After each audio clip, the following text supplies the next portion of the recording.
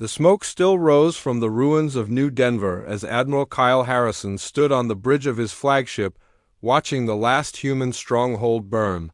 3 years of war had finally come to an end, and the coalition forces had won every major battle. Human ships floated dead in space while their cities lay in rubble across 17 star systems. The surrender documents had been signed just hours ago, and humanity was finished as a fighting force. Commander Zephyrkel walked up beside the Admiral with a satisfied expression on his scaled face. The Zephyrion had led many of the ground assaults that broke human resistance, and his troops had performed with their usual efficiency. Human soldiers fought hard, but they could not match coalition technology or numbers. Every engagement had proven that the aliens were superior in every way that mattered in warfare. "The humans are beaten, Admiral," Kell said while looking at the burning planet below. "Their military is destroyed and their government has surrendered unconditionally. We have captured or killed most of their leaders, and the remaining population is scattered and broken. They will never threaten the coalition again." Kyle nodded slowly as he watched another explosion bloom on the surface. The human homeworld of Earth had fallen 2 months ago, and every other major human colony had followed. Their fleets were gone and their armies were defeated. Intelligence reports showed that human industrial capacity was virtually zero, and their remaining population lived in refugee camps under coalition control.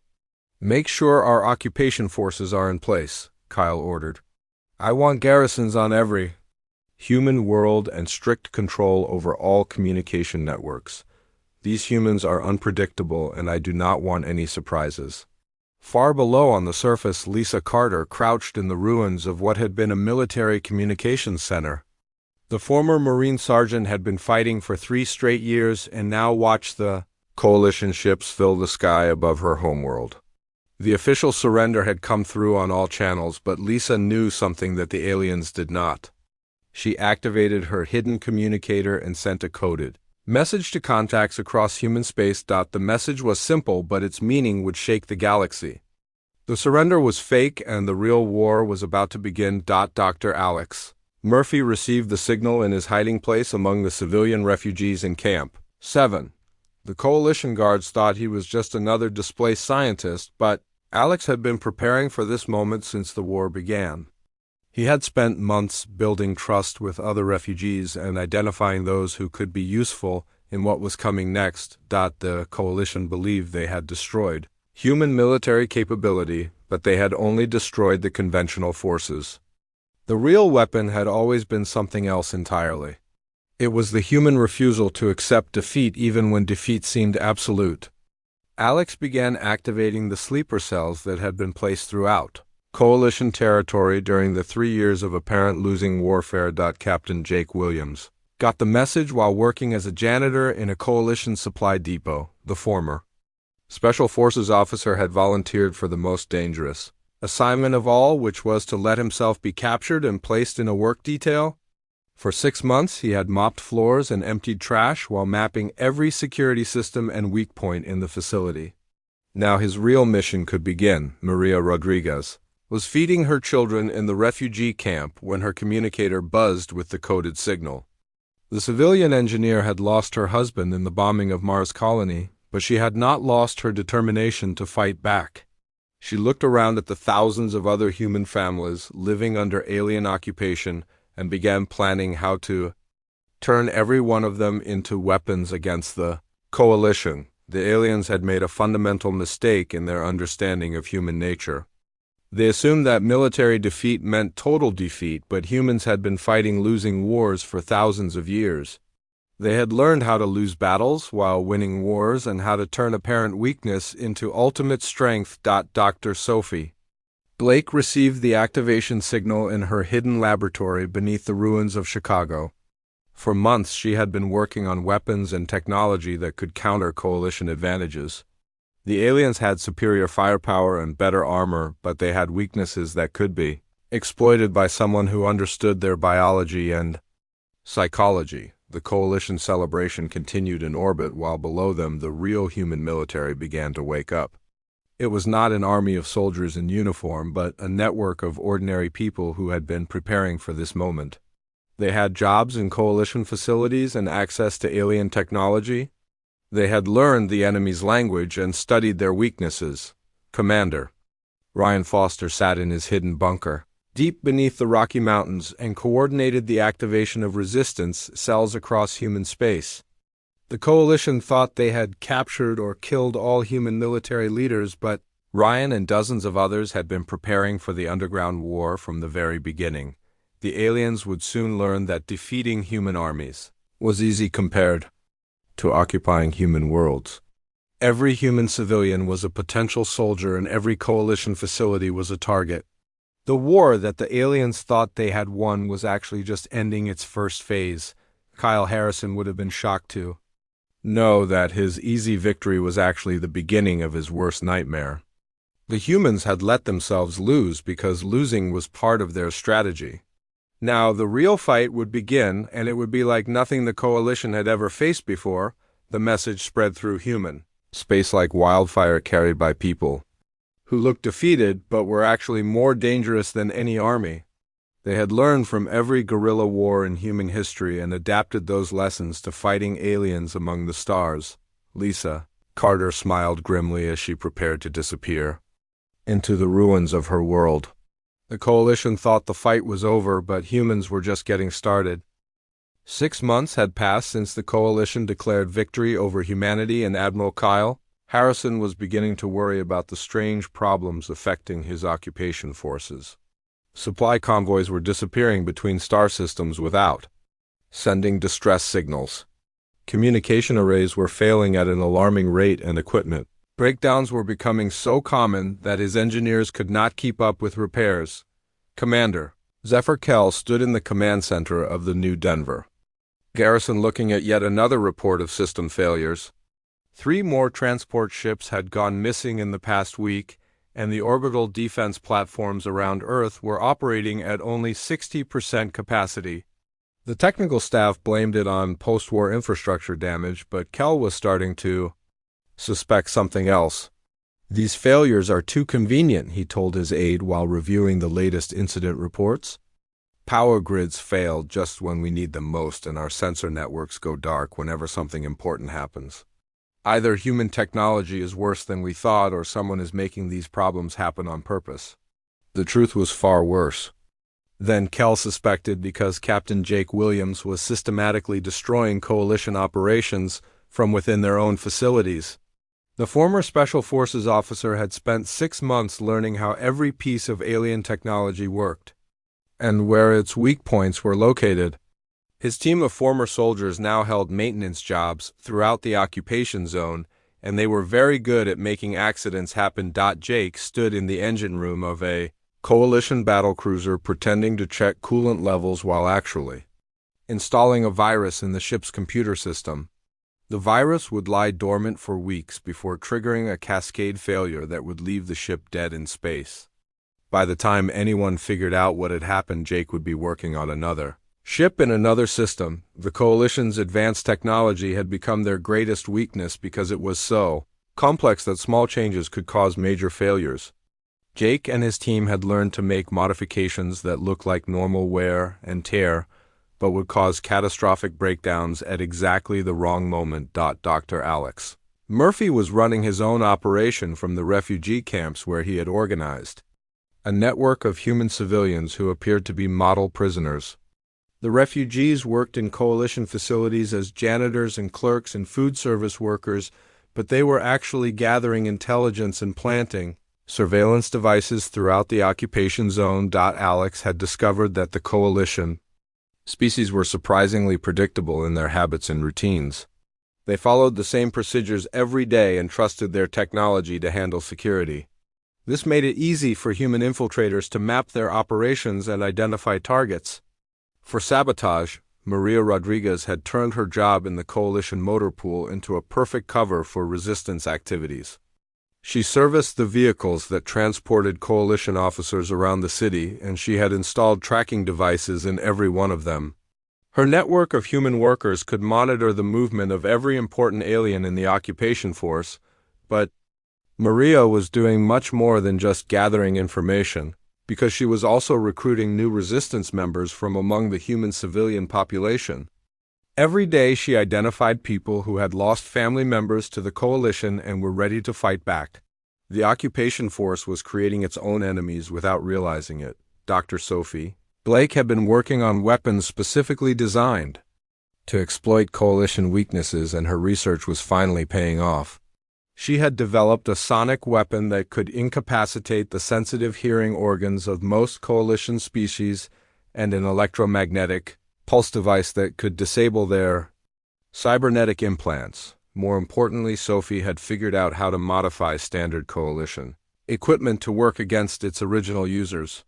She could turn their own weapons into bombs and their communication devices into surveillance tools for the resistance. The psychological warfare was just as important as the physical sabotage because humans were experts at getting inside enemy heads. Lieutenant Amy Parker was running operations designed to make coalition troops paranoid and afraid. Her teams would leave mysterious messages in alien languages and stage fake attacks that made the occupation forces think they were under constant threat. Amy had studied the psychology of every coalition species and learned exactly what would frighten them most. Some were afraid of enclosed spaces, while others feared being alone in the dark. The resistance was very good at making these fears come true in small ways that gradually wore down enemy morale. Commander Ryan Foster coordinated all these operations from his hidden bunker network that stretched across multiple star systems. The coalition thought they controlled human communication, but Ryan's people had built their own network using technology salvaged from destroyed human ships and equipment stolen from coalition facilities.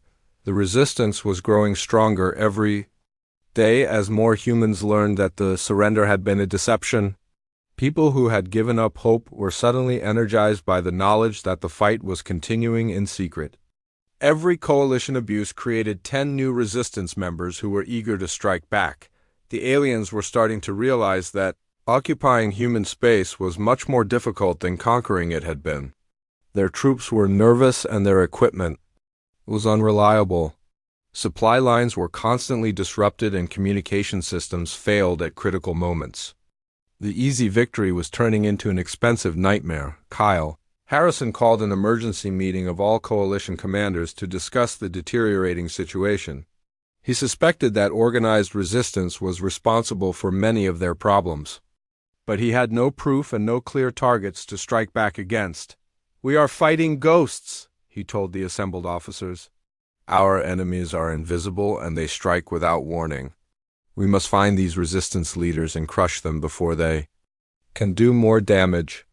But the human resistance had learned from centuries of guerrilla warfare, and they knew how to stay hidden while striking at the enemy. They were patient and disciplined and utterly ruthless in their determination to drive the aliens from human space. The coalition had won every battle, but they were losing the war because they had never faced an enemy like humanity before. The real fight was just beginning, and the aliens had no idea what they were up against. The coalition was learning that humans were unlike any enemy they had ever faced. Commander Zephyr Kell stood in the ruins of another sabotage supply depot, trying to understand how the resistance could strike so precisely and then vanish without a trace.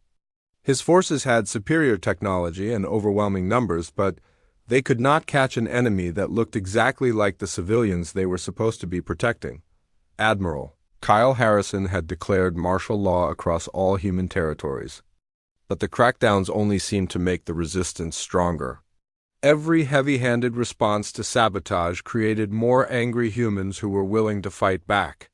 The coalition was trapped in a cycle where their own actions were recruiting new enemies faster than they could eliminate the existing ones. Captain Jake Williams had expanded his sabotage operations beyond simple equipment failures and was now targeting the coalition's strategic infrastructure. His teams had learned to coordinate their attacks across multiple star systems so that critical failures would happen simultaneously. When the orbital defense grid around Mars went down, it was followed within hours by communication blackouts on 3 other worlds. The beauty of the human strategy was that it used the coalition's own efficiency against them. The aliens had built integrated systems that could be brought down by damaging key components. Jake and his teams had identified every critical node in the occupation infrastructure and were systematically destroying them from within. Dr. Alex Murphy was running psychological operations that were driving coalition troops to the edge of breakdown. His network of human civilians had learned to create an atmosphere of constant threat and uncertainty that wore down alien morale. Coalition soldiers never knew when the friendly human worker might turn into a deadly enemy. Alex had studied the social psychology of every coalition species and learned how to exploit their cultural fears and prejudices. He spread rumors that turned different alien groups against each other and planted evidence that made coalition commanders suspect their own allies of treachery. Maria Rodriguez had organized the civilian resistance into a sophisticated intelligence network that tracked every movement of coalition forces. Her people worked as translators and guides and maintenance staff in alien facilities, but they were actually mapping enemy operations and identifying targets for future attacks. The resistance was using tactics that violated every assumption about civilized warfare. They struck without warning and then melted back into the civilian population. They used improvised weapons made from common materials, and they turned everyday objects into tools of sabotage. Dr. Sophie Blake had developed new weapons that were specifically designed to counter coalition advantages in armor and firepower. Her sonic disruptors could incapacitate entire squads of alien soldiers, and her electromagnetic bombs could disable their vehicles and communication equipment. The resistance was becoming more dangerous with every passing week. Commander Ryan Fausto was coordinating resistance operations across 17 star systems from his hidden command centers. The coalition thought they had destroyed human military leadership, but Ryan and his staff were actually running a more complex operation than anything the regular army had ever attempted. The resistance had learned to think like their enemies, while maintaining their human advantages in creativity and adaptability. They could predict coalition responses and plan counters to alien tactics.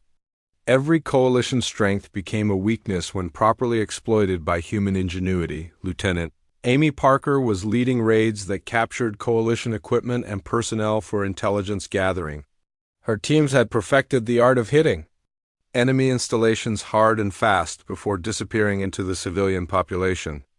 The aliens could never tell who was a harmless refugee and who was a deadly soldier. Amy had discovered that coalition troops were particularly vulnerable to surprise attacks because their training emphasized formation fighting and technological superiority.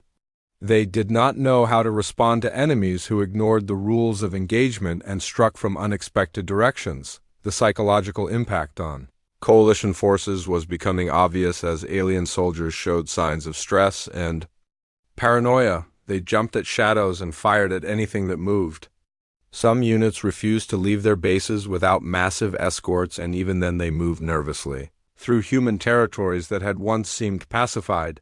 The resistance was also learning to exploit divisions within the coalition itself. Different alien species had different motivations for the war and different tolerance for casualties. Human agents were very good at making some coalition members question whether the occupation was worth the cost. Maria Rodriguez had identified several coalition species that were beginning to have doubts about the war. The Centaurians were losing too many trade ships to sabotage, and the Vegan Empire was spending more on occupation than they could ever hope to recover from human territories. Seeds of dissent were growing within the enemy alliance. The economic cost of the occupation was becoming enormous as the coalition had to constantly replace destroyed equipment and reinforce vulnerable positions. Every successful resistance attack required expensive countermeasures that drained resources from other coalition priorities. Kyle Harrison was receiving reports of growing dissatisfaction among coalition member governments who had expected the war to end with the human surrender. Instead, they were pouring resources into an occupation that seemed to have no end in sight. Some species were beginning to quietly withdraw their forces, and others were reducing their commitments. The humans had turned their apparent defeat into a strategic advantage because the coalition had to maintain control over hostile populations. while the resistance could strike and fade away. The aliens were learning that conquering human space was easy compared to holding it. Dr. Alex Murphy smiled as he read the latest intelligence reports showing coalition morale continuing to decline. The resistance was patient and disciplined, and they knew that time was on their side. Every day the occupation continued was another day that the coalition grew weaker while humanity grew stronger. The underground war was expanding beyond simple sabotage into a comprehensive campaign of resistance that touched every aspect of the occupation. The coalition was fighting an enemy that seemed to be everywhere and nowhere at the same time. Commander Ryan Foster began planning for the next phase of operations, which would transition from guerrilla warfare to open rebellion. The resistance had learned everything they needed to know about coalition weaknesses, and now it was time to exploit that knowledge on a larger scale.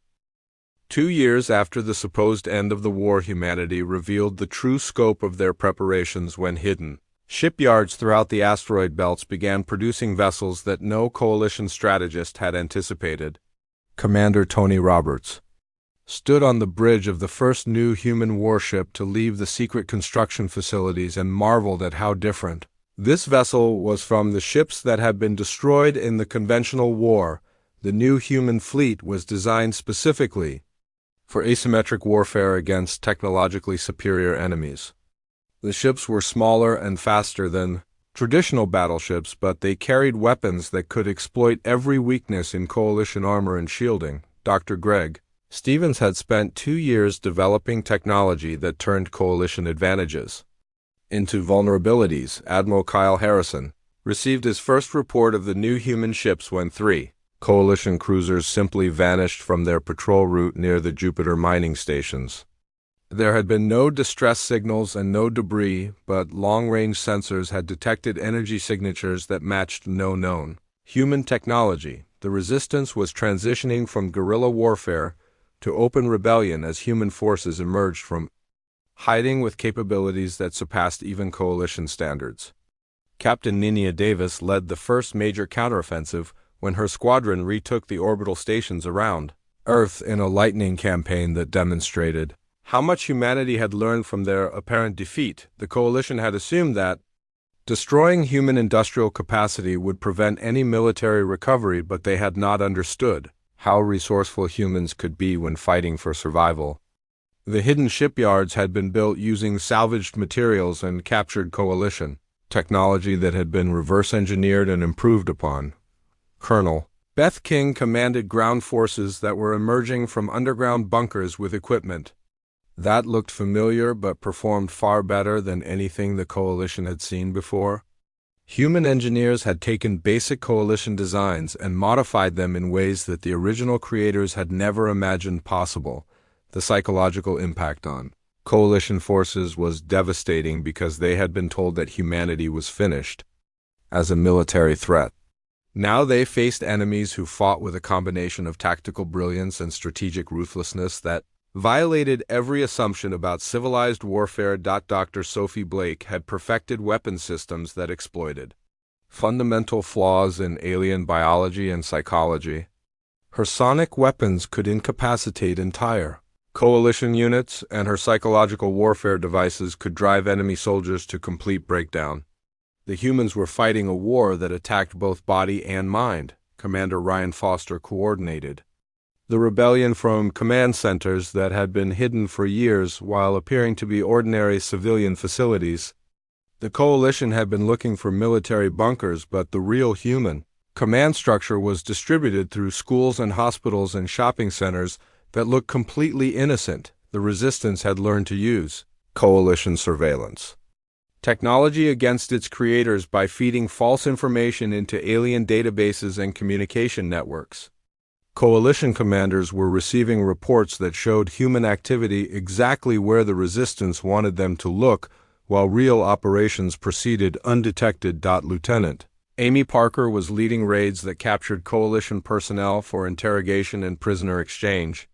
Her teams had become experts at identifying high-value targets and extracting them from heavily defended positions. The aliens were learning that nowhere in human space was truly safe for coalition forces. Maria Rodriguez had organized civilian networks that could provide support for military operations while maintaining the appearance of normal daily life. Coalition troops never knew which humans were harmless civilians, and which were gathering intelligence or preparing attacks. The economic warfare was just as devastating as the military campaigns because human sabotage was making the occupation impossibly expensive for coalition governments. Supply lines were constantly disrupted and critical infrastructure required constant repair. Some coalition member species were spending more on the occupation than their entire annual military budgets. Captain Jake Williams had expanded his operations beyond simple sabotage to include the capture and conversion of coalition equipment for human use. His teams were stealing alien ships and weapons and modifying them for resistance operations.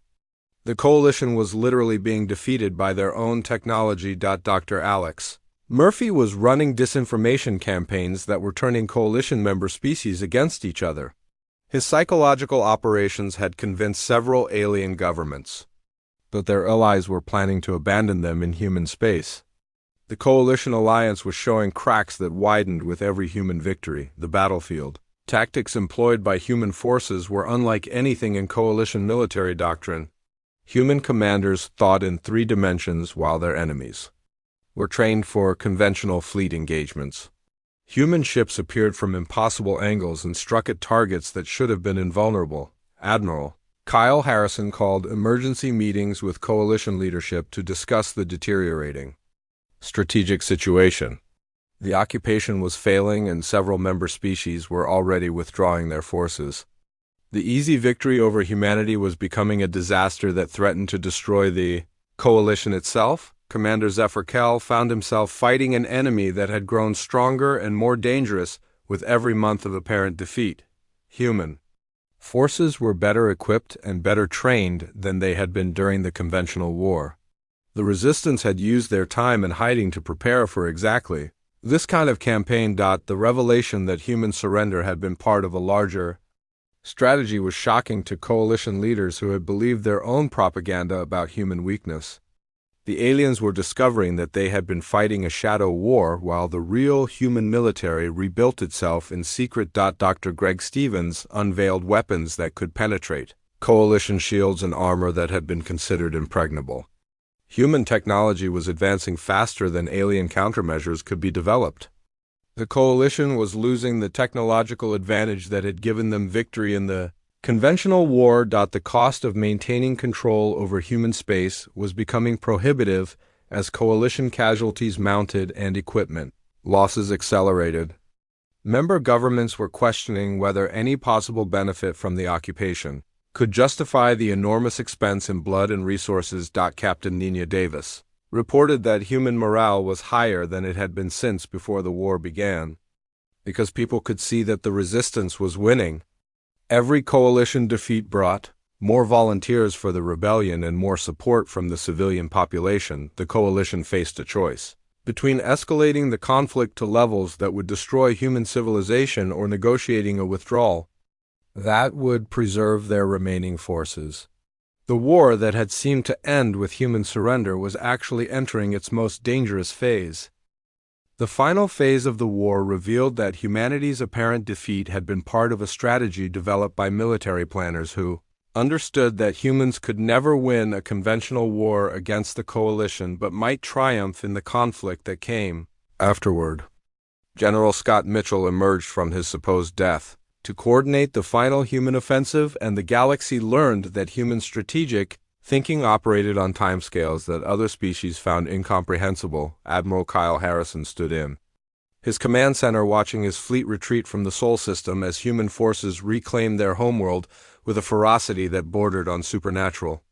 The coalition had controlled Earth for 3 years, but they were being driven out by enemies who fought as if death itself could not stop them. Every human soldier seemed willing to sacrifice everything to reclaim their birth world. The resistance cells that had been planted throughout coalition territory were revealing themselves as a comprehensive network of sabotage and intelligence gathering that had been operating under alien noses for years. Commander Zephyr Kell received reports that human agents had been embedded in his own command structure and had been feeding information to the rebellion since the beginning of the occupation. Dr. Alex Murphy coordinated the psychological warfare campaign that was tearing the coalition apart from within. His teams had spent years learning how to exploit the cultural and biological differences between coalition species. The alien alliance was discovering that they had less in common with each other than they had believed and more reasons to fight among themselves than to continue occupying human space. The economic cost of the occupation had exceeded any possible benefit that the coalition could hope to extract from human territories. Captain Tony Roberts led raids that destroyed coalition mining operations and manufacturing facilities, while human saboteurs made it impossible to maintain supply lines between star systems. The war was bankrupting several coalition member governments. Maria Rodriguez had transformed the civilian resistance into a parallel government that was already preparing to take control of liberated human territories. Her networks provided intelligence and logistics support for military operations, while maintaining the civilian infrastructure that would be needed after the coalition withdrew. The technological revelations were perhaps the most shocking aspect of the human resurgence, because it became clear that humans had been deliberately concealing their true capabilities during the conventional war. Dr. Sophie Blake unveiled weapons and defensive systems that were generations ahead of anything the coalition possessed. The aliens realized they had been fighting an enemy that was holding back. Commander Ryan Foster directed the final offensive from command centers that had been hidden in plain sight throughout the occupation. The coalition had been looking for military bunkers, while the real human command structure operated from facilities that appeared to be ordinary civilian buildings. The deception had been so complete that alien intelligence services had never suspected the truth. Lieutenant Amy Parker led the assault on coalition headquarters on Mars and captured documents that revealed the full extent of alien strategic planning. The coalition had intended to use human space as a staging area for further expansion, but the cost of the occupation had forced them to abandon those plans and focus on survival. The psychological impact on coalition forces was devastating, as they realized that everything they had been told about human weakness was wrong. Human soldiers fought with a combination of tactical skill and personal courage that other species found disturbing. The aliens had expected grateful surrender but encountered implacable resistance instead. Captain Nina Davis commanded the space forces that retook the outer colonies in a series of lightning campaigns that demonstrated human mastery of asymmetric warfare. Her ships appeared from nowhere and struck with precision that left coalition defenders unable to respond effectively.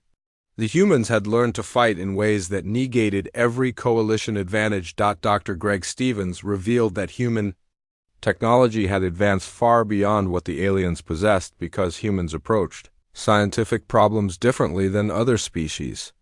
Where coalition researchers followed established procedures, humans were willing to try radical approaches that sometimes led to breakthrough discoveries. The coalition member governments were receiving reports of massive casualties and equipment losses while gaining nothing of value from the occupation. The Centaurian Empire announced its withdrawal from human space, followed quickly by the Vegan Republic and several smaller coalition members. The alliance was collapsing under the weight of human resistance. Captain Jake Williams emerged from years of deep cover to lead operations that captured intact coalition ships and technology for analysis. His teams had learned to operate alien equipment better than its original users and were turning captured vessels into weapons against their former owners. Admiral Kyle Harrison faced the choice between escalating to genocidal warfare that would destroy human civilization or accepting a negotiated withdrawal that would preserve his remaining forces. The coalition leadership was unwilling to commit the resources necessary for total extermination and unwilling to accept the ongoing costs of partial occupation. General Scott Mitchell offered terms that were surprisingly generous considering the strength of the human position. The coalition could withdraw with their remaining forces and equipment in exchange for recognizing human independence and providing reparations for war damage. The alternative was a continuation of the resistance campaign that would eventually drive every alien from human space. Commander Zephyr Kell signed the withdrawal agreement while privately admitting that the coalition had made a fundamental error in their assessment of human nature. The aliens had assumed that military defeat meant total defeat, but humans viewed surrender as merely another tactical option to be used when it served their strategic purposes. The final coalition ships left human space carrying with them a hard-learned lesson about the dangers of underestimating a species that treated impossible odds as personal challenges rather than reasons for despair.